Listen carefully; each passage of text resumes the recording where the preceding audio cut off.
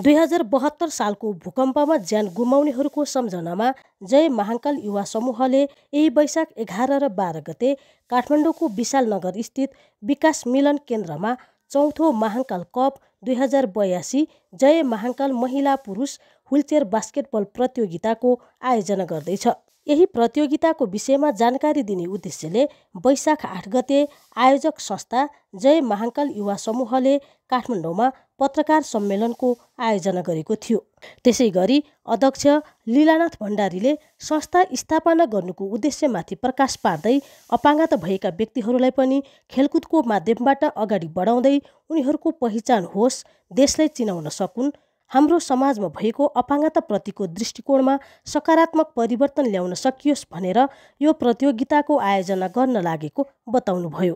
उक्त पत्रकार सम्मेलनमा निडवानको तर्फबाट व्हीलचेयर बास्केटबल खेल्ने महिला खेलाडी अनु राई र यसै संस्थाका सल्लाहकार सुरेश पार्देले अपाङ्गता भएका व्यक्तिहरूलाई पनि खेलकुदको माध्यमबाट सँगै अगाडि बढाउनु भएकोमा आयोजक टिमलाई धन्यवाद दिनुभएको थियो। अन्य जानकारी यसै भिडियो मार्फत हेर्न, सुन्न र जानकारी लिन सक्नुहुनेछ। जय महाकाल व्हीलचेयर बास्केटबल प्रतियोगिता संयोजक एवं संस्थाको महासचिवको तर्फबाट हार्दिक अभिवादन, जय महाकाल टक्राउन चाहन्छु। हामीले 2076 साल चैत्र सन्त महाराज पनि हुनुहुन्छ, उहाँलाई पनि म जय महाकाल टक्राउन चाहन्छु। 2076 साल चैत्र 22 गते जब हाम्रो संस्थाको स्थापना भयो त्यसकालदेखि नै हामीले चाहिँ समाज सेवाको कार्यलाई अगाडि बढाइरहेका छौँ।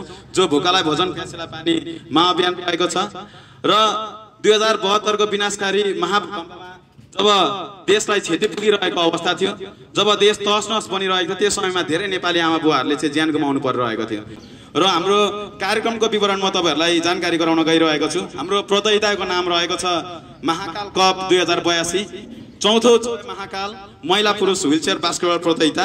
यसको मिति रहेको छ 2082 साल वैशाख 11 गते र 12 गते यसै विशाल नगरको विशाल मिलन केन्द्र बास्केटबल खेल मैदानमा यो प्रतियोगिता हुन गइरहेको छ र यसको विशेष उद्देश्य भनेको हामीले अपाङ्ग खेलाडीहरूको सशक्तिकरण र समावेशी समाज निर्माण गर्नका निम्ति हामीले यो अभियान अगाडि बढाइरहेको हौँ।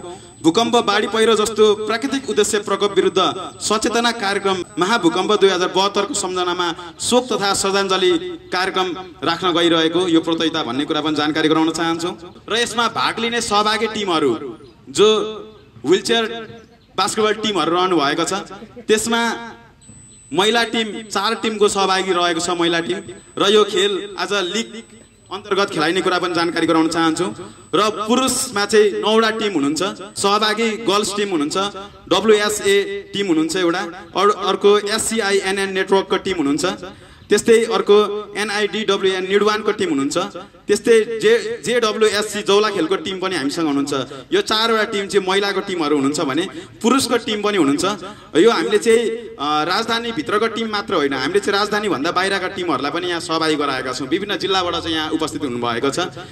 त्यस्तै पुरुषको टिमहरूमा चाहिँ विभागीय टिम नेपाल आर्मी क्लबको सहभागिता रहनेछ, त्यस्तै अर्को विभागीय टिम नेपाल APF क्लबको पनि यहाँ सहभागिता रहनेछ, त्यस्तै आयोजक टिम जय महाकाल युथ क्लब पनि रहनु भएको छ। जो हाम्रो संस्थाले चाहिँ हामी मात्र होइन कि आज अपाङ्ग भएका नागरिकहरूलाई पनि समेटेर, अपाङ्ग भएका जो खेल क्षेत्रमा सहभागी हुने उहाँहरूलाई पनि समेटेर आज हामीले एउटा टिम गठन गरिरहेका छौँ। त्यो आयोजक टिम रहेको छ, जय महाकाल युथ क्लब रहेको छ त्यो। त्यस्तै हामीसँग पोखराको टिम पनि हुनुहुन्छ, कास्की जिल्लाबाट पनि, गण्डकी प्रदेशबाट पनि यहाँ आउँदै हुनुहुन्छ खेल्नको लागि। त्यस्तै काभ्रेको टिम पनि हुनुहुन्छ, SIRC टिम हुनुहुन्छ काभ्रेबाट, जो काभ्रेबाट यहाँ सहभागिताको लागि आउँदै हुनुहुन्छ। त्यस्तै WSA बोइज भन्ने हुनुहुन्छ, SCINN नेटवर्क पनि हुनुहुन्छ, त्यस्तै BI इन्स्टिट्युट हुनुहुन्छ जो जोरपाटीमा रहेको छ, त्यस्तै NIDA निडा पनि हुनुहुन्छ। महिलामा 4 टिम हुनुहुन्छ भने हामीसँग पुरुषमा 9 टिमको सहभागिता रहेको छ। पुरुषलाई 2 ग्रुपमा विभाजन गरेर हामीले चाहिँ लिग अन्तर्गत खेलाउँछौँ भने जय महाकाल व्हीलचेयर बास्केटबल प्रतियोगिता महाकाल कपको महिला पुरुष जो च्याम्पियन हुनुहुन्छ विनर टिमले चाहिँ नगद रु 25,000 plus trophy plus medal certificate प्राप्त गर्नुहुनेछ। बोइज टिमले पनि नगद रु 25,000 अनि र महिलाको टिमले पनि नगद रु 25,000 नै प्राप्त गर्ने कुरा तपाईहरुलाई जानकारी गराउन चाहन्छु। त्यसमा मेडल ट्रफी प्रमाणपत्र रहनेछ। त्यस्तै सेकेन्ड हुने टिमले पनि नगद रु 15,000 साथमा ट्रफी मेडल र सर्टिफिकेट प्राप्त गर्नुहुने कुरा पनि तपाईहरुलाई म जानकारी गराउन चाहन्छु।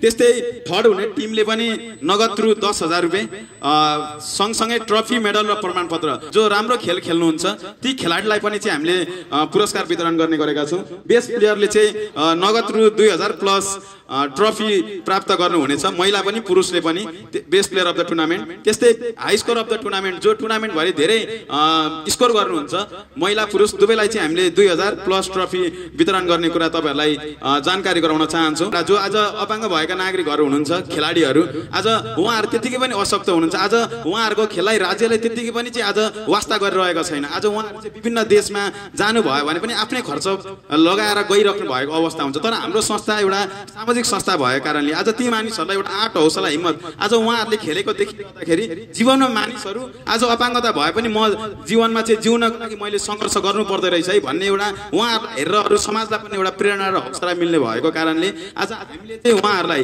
आज सकेको सहयोग एउटा सेवाको भावना सामाजिक संस्था सेवा नै परम धर्म भनेर भनिरहँदा कि भावनालाई अगाडि बढाइरहँदाखेरि हामीले चाहिँ भाडाहरू पनि प्रदान गर्ने गरेका छौँ। गाडी भाडामा खेलाडी टिम गाडी भाडा जो भ्याली भित्र या भ्याली बाहिर पोखरा काभ्रे लगायत विभिन्न ललितपुरहरूबाट पनि हामीसँग आउँदै हुनुहुन्छ।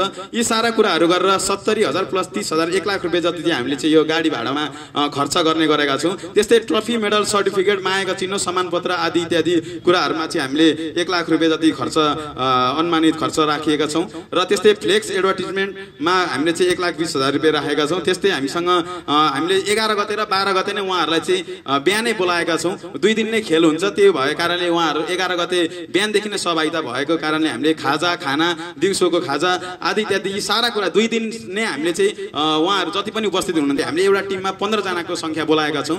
15 जनाको आउँदाखेरि 195 जना 13वटा टिमको उहाँहरू मात्र सहभागिता हुनुहुन्छ। त्यस्तै हामीले चाहिँ उहाँहरूसँग भोलिन्टियरहरूलाई पनि बोलाएका छौँ किनकि उहाँहरूको व्हील चेयरहरू ओसार्नु पर्यो, गाडीबाट झार्नु पर्यो, उहाँहरूलाई चाहिँ ल्याउनु पर्यो। आज सामान्य सकुशल मान्छे खेले जस्तो सहज छैन, तर पनि एउटा समाजमा एउटा आँट हौसला हिम्मत र प्रेरणा दिने उद्देश्यले यो कार्यक्रमलाई अगाडि बढाउन लागिरहेको हुँदाखेरि आज उहाँहरूसँग भोलिन्टियर पनि हुनुहुन्छ। उहाँहरूका शुभचिन्तक आज खेल प्रेमीहरू भइरहँदाखेरि लगभग 400 देखि 500 सम्मका मानिसहरूलाई चाहिँ हामीले यहाँ खाजा खानाको पनि प्रबन्ध गरेका छौँ 2 दिन 11 गते र 12 गते नै। र त्यसको लागि हामीले चाहिँ दिनको 50,000 रुपियाँ छुट्याएर 1 लाख रुपियाँ त्यसमा अनुमानित रकम राखेका छौँ। त्यस्तै रेफ्रीहरू हुनुहुन्छ निर्णायक मण्डल उहाँहरूलाई पनि हामीले चाहिँ केही रकमहरू चाहिँ छुट्याएका छौँ। 20,000 रुपियाँ हामीले चाहिँ रेफ्रीहरूलाई 6 जना हुनुहुन्छ उहाँहरूको टिम नै रहन्छ। त्यस्तै व्यवस्थापन खर्चमा त्यस्तै भोलिन्टियर खर्च यी सारा कुराहरू गरेर हामीले चाहिँ अनुमानित खर्च जो आज हिँडिरहेका छौँ हामी सबै कुराहरू गरिरहँदाखेरि त्यसमा 2 लाख रुपियाँ खर्च राखेका छौँ। त्यस्तै खेल सामग्रीहरूको बलदेखि लिएर अरू खेलकुदका सामग्रीहरू छन् त्यसमा 30,000 रुपियाँ राखेका छौँ भने जर्सी खेलको पोसाकहरूको निम्ति हामीले 1 लाख रुपियाँ छुट्याएका छौँ। अनुमानित बजेट जो हामीले चाहिँ सुरुमा चाहिँ जुन प्रपोजल बनाएका थियौँ आज यो खेलका पुरस्कार राशिहरूलाई पनि अझै बढाउने भन्ने हाम्रो सोच थियो। त्योभन्दा हामीले चाहिँ प्रपोजल बनाइरहँदाखेरि लगभग हामीसँग 10.5 लाख 11 लाखको हामीले प्रपोजल बनाएको थियो यो प्रतियोगिताभरिको। तर आज सोचे जस्तो हामीले चाहिँ स्पोन्सरहरूको लागि पनि आह्वान गरेका थियौँ, तर केही स्पोन्सरहरूले मात्र हामीलाई चाहिँ साथ दिनुभएको छ। त्यही भएर चाहिँ हामीले सोचे जस्तो खेल त प्रतियोगिता गर्न सकेनौँ। तर पनि एउटा सामाजिक संस्थाले हामीले निरन्तर वर्षैपछि यो प्रतियोगिता आयोजना गरिरहँदाखेरि त्यो हाम्रो कर्तव्य र दायित्व हो। हामीले चाहिँ एउटा हौसला र प्रेरणा दिने समाजमा अरू मानिसहरू पनि हुनुहुन्छ अनि उहाँहरूलाई पनि आत्मबल दिने लक्ष्यले गरिरहँदाखेरि आज सकेको प्रयाससहित हामीले अगाडि बढाइरहेका छौँ। र अनुमानित खर्च 8,83,000 रुपियाँ चाहिँ हामीले राखेका छौँ। त्यो महाविनाशकारी महाभूकम्प वैशाख 12 गतेको सम्झनामा शोक तथा श्रद्धाञ्जली कार्यक्रम सहित त्यस भूकम्प तथा अन्य कारणमा परि अपाङ्गता जीवनयापन गरिरहेका सम्पूर्ण अपाङ्ग साथीहरूलाई प्रेरणा तथा प्रोत्साहनको लागि अपाङ्ग सशक्तिकरण अभियान अन्तर्गत सम्पूर्ण अपाङ्ग साथीहरू जो खेल प्रेमी हुनुहुन्छ उहाँहरूलाई त्यसै खेलमा प्रोत्साहन गर्न र जीवन उत्थान गर्नका लागि जय महाकाल युवा समूह व्हीलचेयर बास्केट प्रतियोगिता 2082 आयोजना गर्न गइरहेको हो।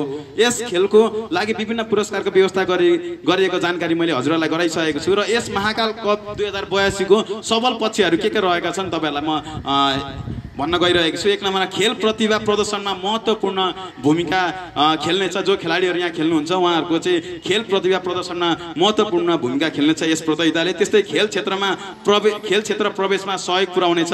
त्यस्तै खेल क्षेत्रबाट आफ्नो जीवन व्यवस्थित सक्नेछन् उहाँहरूले। त्यस्तै राष्ट्रिय तथा अन्तर्राष्ट्रिय खेलाडी बन्न मद्दत पुर्याउनेछ यस प्रतियोगिताले।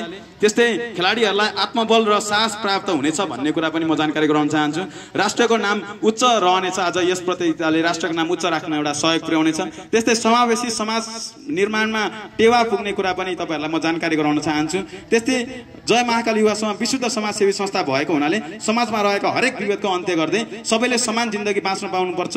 मानव जाति एक हौं, सेवा नै ठुलो धर्म हो भन्ने भनाइलाई आत्मसात गर्दछ। समाज सेवा समाज निर्माणको आजको आवश्यकता हो भन्दै सेवा नै सबैभन्दा ठुलो धर्म हो भन्दै मैले आफ्ना कुराहरूलाई यही अन्त्य गर्न चाहन्छु। समाज हामीलाई चाहिन्छ भनेर हामीले एउटा समाज खोज्ने बाटोमा हामीले भोकालाई भोजन प्यासेलाई पानी विभिन्न काठमाडौँमा हरेक क्षेत्रमा हामीले अन्न वितरण गरेर खाना खुवाएर हामीले कार्यक्रम आजको दिनसम्म ल्याउन सफल भएका थियौँ। र अहिले व्हिलचेयर बास्केटबल जो हाम्रो रमेश भाइ हुनुहुन्छ हो, रमेश भाइ पनि 72 सालमा भूकम्प आएको थियो र भूकम्प आउँदाखेरि मेरा पनि फ्यामिलीहरू, मेरा आफन्तीहरू, मेरा छोराछोरीदेखि फ्यामिलीहरू सबैजना बितेको कारणले रमेश पनि मेरो काम गर्ने भाइ हुनुहुन्थ्यो र उसको पनि 2टा खुट्टा नष्ट भएको थियो।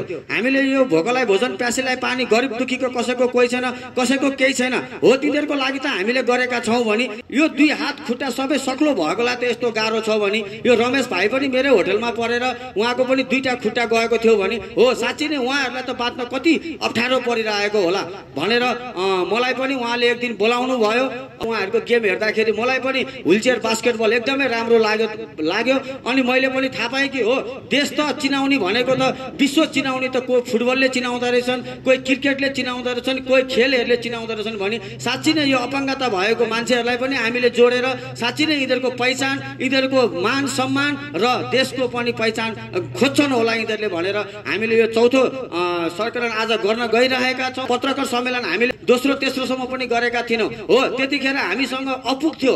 यो गेम 5000बाट सुरु भएको। यो समाजका बुद्धिजीवीहरूले नगरे पनि साँच्चै नै हामी युवा हौँ, युवाले हामीले साँच्चै नै यो समाजको गरिब दुखीको भोगमा मलम लगाउनु पर्छ, खाना खुवाउनु पर्छ भनेर आजसम्म हामी आएर सफल भइरहेका छौँ। र आज हामीले यस पत्रकार सम्मेलन गर्न पाउँदाखेरि हामी हर्षित र खुसी पनि छौँ। र यो पत्रकार सम्मेलन हेरेर जति पनि देश विदेशमा हाम्रा नेपालमा बस्नुभएका हाम्रा वैदिक सनातनी आमा बुवा दाजुभाइ दिदीबहिनीहरू हुनुहुन्छ हो, साँच्चै नै एउटा महाकालको अभियान साँच्चै नै आवश्यकता छ।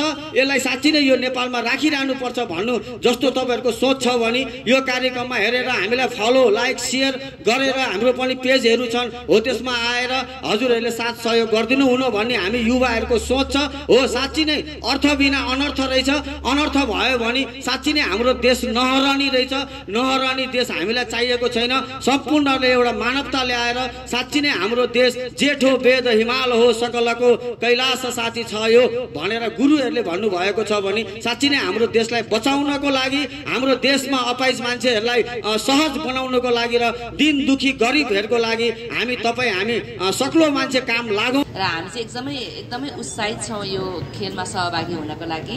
र समाजमा चाहिँ अपाङ्गता भएको व्यक्तिहरूलाई चाहिँ एउटा हेयको दृष्टिले हेरिरहँदाखेरि जुन अपाङ्गताहरूप्रति चाहिँ एउटा जोस जागर ऊर्जा चाहिँ पैदा गर्ने खालको यस्तो सामाजिक कार्यहरूले गर्दाखेरि चाहिँ हामी एकदमै मनोबल बढेको चाहिँ हामी अनुभव गर्छौँ। र यो खेलमा चाहिँ सबै साथीहरू उत्साहित हुनुहुन्छ र हामी आएर खेल्नेछौँ। यस्ता समाजमा अब जय महाकाल युवा समाजले मात्रै नभएर देशको निकायबाटै पनि र सबै व्यक्तिहरू जोडिएर चाहिँ अपाङ्गताहरूको खेलप्रति अपाङ्गताहरूलाई उत्साहित गर्ने खालको कामहरूमा चाहिँ जोडिनु हुन पनि म आह्वान गर्दछु। र विशेष गरी चाहिँ आज यस पत्रकार सम्मेलनमा सहभागी हुन पाएँ र यो जय महाकाल युवा समाजलाई चाहिँ धेरै धेरै धन्यवाद भन्न चाहन्छु। धन्यवाद। डिसेबल सेक्टरहरूमा डिसेबल सेक्टरको संस्थाहरूले यो डिसेबल सेक्टरलाई छ। डिसेबल सेक्टर भन्दा अरू कुनै सेक्टरहरूले सम्झेको छैन यो अपाङ्गता भएको व्यक्तिहरूलाई। र अहिले यो फर्स्ट हो, चौथो चरणमा गइरहेको छ जय महाकाल युवा समूह, जो एउटा निस्वार्थ भावना, एउटा मानवताको भावना, एउटा गैर सरकारी, एउटा गैर नाफामूलकको एउटा संस्थाले एउटा डिसेबललाई पनि सम्झेको छ।